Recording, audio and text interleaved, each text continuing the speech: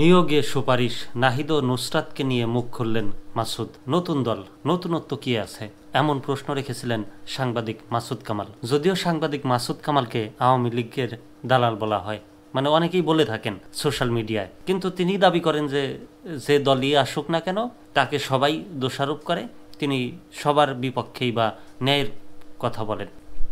তো আসলেও তো এই যে নিয়োগে সুপারিশ কি, এটা কি নতুনত্ব কিছু? যদি সুপারিশ করে থাকেন তাহলে তো সেই আগের রাস্তাই হারছে। সবাই তো বলবে যে এই দলের মধ্যে শুধু নতুন নামটা আছে, কিন্তু বাকি সব কিছু পুরানো আগের রাস্তায় হাঁটছে। সাংবাদিক মাসুদ কামাল তিনিও বলছিলেন যে স্টেজে উঠে ধাক্কাধাক্কির ব্যাপারটা তো তাদের প্রথম দিনেই হয়েছে। তো এই খবরটা পড়ে দেখি আসলেও কি তারা মানে নিয়োগ সুপারিশ করেছেন কিনা, কালবেলার খবর। নিয়োগে সুপারিশ, নাহিদ ও নুসরাতকে নিয়ে মুখ খুললেন মাসুদ। ওয়াসার আউটসোর্সিংয়ে নিয়োগে সুপারিশ নিয়ে সাবেক তথ্য উপদেষ্টা নাহিদ ইসলাম ও নুসরাত তাবাসসুমকে নিয়ে মুখ খুললেন জাতীয় নাগরিক পার্টির সিনিয়র যুগ্ম মুখ্য সমন্বয়ক আব্দুল হান্নান মাসুদ। সোমবার 17 মার্চ বিকেলে নিজের ভেরিফাইড ফেসবুক প্রোফাইলে এক পোস্টে তাদের বিষয়ে কথা বলেন তিনি। পোস্টে তিনি লেখেন, আউটসোর্সিং নিয়োগে বিজ্ঞপ্তি কিংবা পরীক্ষা হয় না, এটা দৈনন্দিন বেসিসে স্বল্প সময়ের চাকরি। ক্রাইসিস মোমেন্টে জনবল সংকট নিরসনে বিভিন্ন সুপারিশের ভিত্তিতে সাধারণত এই আউটসোর্সিং পদ্ধতিতে নিয়োগ দেওয়া হয়ে থাকে।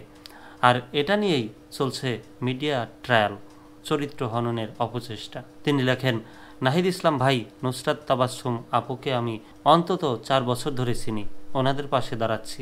কিছু মানুষ চিলে কান নিয়ে গেছে শুনে চিলের পিছনেই দৌড়াচ্ছে, কিন্তু কানের জায়গায় আছে কিনা তার হাত দিয়ে ধরে দেখছে না। তিনি আরও লেখেন, এই মানুষগুলোকে সামনের ক্রাইসিস সময়ের এদেশের মানুষ পাশে পাবে না, নিজেদের পিঠ বাঁচানোর জন্য ঠিকই কারো না কারো লুঙ্গির নিচে গিয়ে আশ্রয় নেবে। এই পোস্টের কিছুক্ষণ আগে আরও একটি পোস্ট দেন হান্নান মাসুদ। সেখানে তিনি লেখেন, মিডিয়া ট্রায়াল চলছেই, আর সেই ফাঁদে সবাই পা দিচ্ছেন। এমডি জাহাঙ্গীর জোয়ানি কমেন্ট করেছেন, মিডিয়া ট্রায়ালের ফাঁদে পড়েই 24-এর আন্দোলন হয়েছে। মোহাম্মদ রেজওয়ানুর রহমান কমেন্ট করেছেন, সুপারিশ করতে হবে কেন, এর থেকে কি বাংলাদেশের শিক্ষিত বেকার গণরেহাই পাবে না?